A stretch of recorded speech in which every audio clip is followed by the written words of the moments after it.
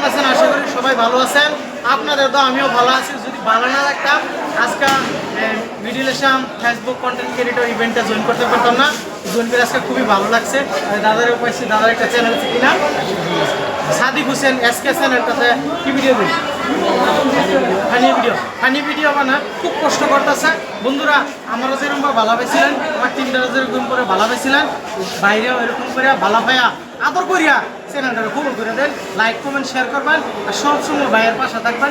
আমার পাশে যেরকম আছে ভাইয়ের পাশে থাকবেন। ইনশাল্লাহ আমরা যে সময় পাই বাইরেও ভিডিও করে দেন, আমরাও ভাইয়ের চ্যানেলটা কাজ করবো। চ্যানেলটা সবাই ফলো করে দেবেন।